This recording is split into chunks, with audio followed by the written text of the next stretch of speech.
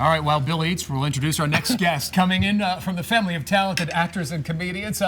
When you hear the last name Wayans, you know it's going to be a good time, Bill. That's right. Talented actor and comedian Shawn Wayans is in town. Take the stage this weekend at the Richmond Funny Bone in Short Pump. We welcome him to Virginia this morning. All right, can I just recap? Because he said you're one of 10. I'm one of 10. You're one of 10. Yeah. And I've met 3 or 4 of them. Really? They've been through here. I mean, they come through. Yeah. All right, wait a minute. So here's the deal. What's up? So every one of you is good looking. Every one of you is talented and funny, and you're traveling all the world. I hate you, man. I'm going to eat. Eat your pasta. We made you some pasta. Exactly. You hate my brother. I hooked you up with some pasta. You don't hate on me. You're good looking and popular and man, but traveling you got the world. pasta. I got pasta. You're right. Some people get looks, other people get pasta. I You got pasta. man. Yeah. How lucky you are. Shawn, welcome to Richmond. You got in last What's night, up, man?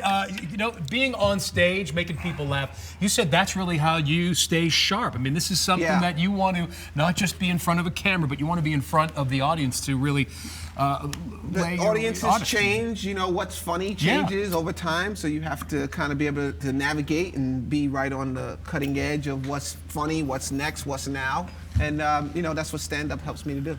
I wonder, being, you know, from this famous family of really funny folks, is there extra pressure, or is it just, you know, it's like, that was my brother, that has nothing to do with me? I mean, the pressure is always to be good, just because I got into this business to be good.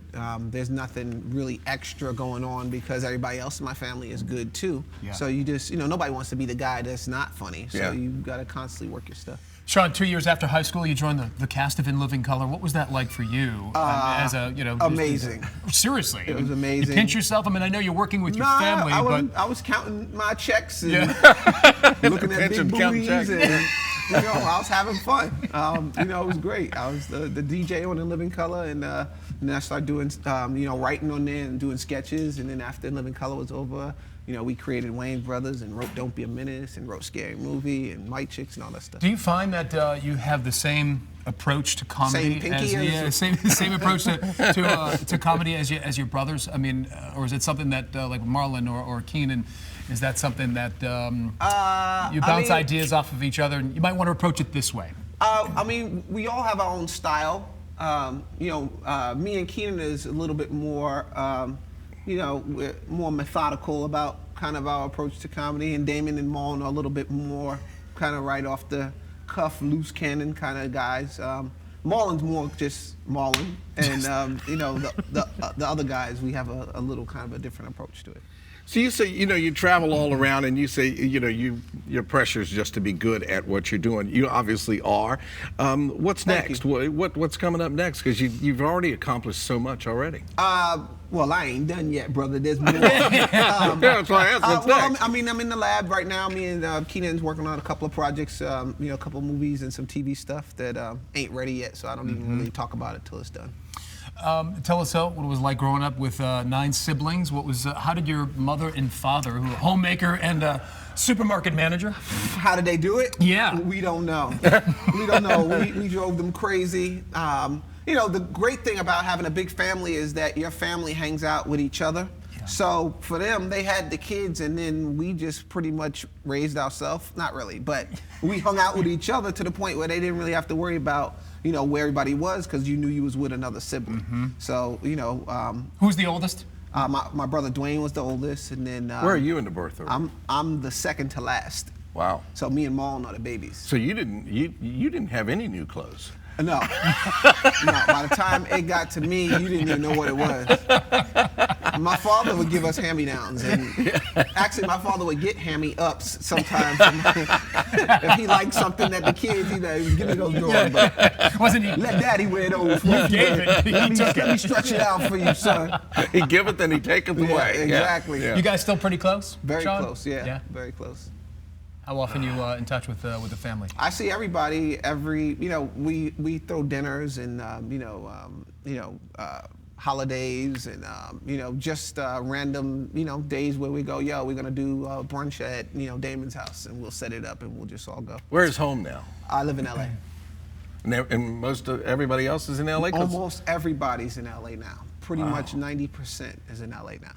So what's that like for a New York boy living out in LA? Oh, it's great. I mean, you know, the weather is great. You know, my family's out there.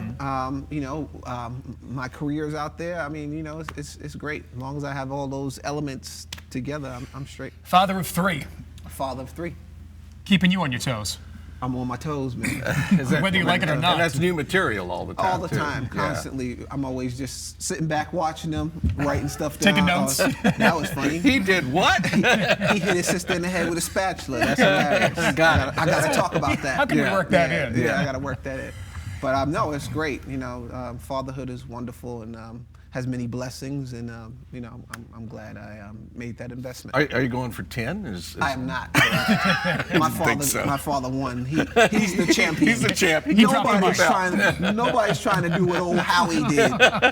Nobody. Well, how is Mom? Mom she had the 10 kids. Yeah. She was the first octomom. She paved the way for her. Ah, poor thing. I hope she doesn't She inspired see this. Octomom. Really Octomom did. so many ago, I wish I could do 10 like Miss Wayne. Eight just ain't enough. Quite make it. Ain't enough. Boom. Yeah. They need to write a book, man. I'm sure that would be a bestseller. Yeah, I'm sure it will be. On what not to do. Yeah. Ain't nobody trying to have 10 kids. They didn't plan this, guys. Right. This just happened. This A was blessing, though. called the 70s with no television. Were they funny? Yeah, they were very funny. Obviously. Very funny. Yeah, they have to be. Their method of birth control was hilarious. Hilarious. That was Not the funniest, effective. that was the funniest thing about them. Hey, Shawn, welcome to Richmond, Well, man. thank Really, you for having it's me. really Yeah, a pleasure to have you, man. I'm gonna send you guys my cleaning bill. And And Christy, actually. Christy, my yes. Giuseppe. Traded out in Italian food. All right, folks, you have a chance to see Shawn, and he's live on stage this week in Funny Bone in Short Pump. He has shows tonight at 7:30 and 10 p.m. again Saturday, 7 and 9:30 p.m.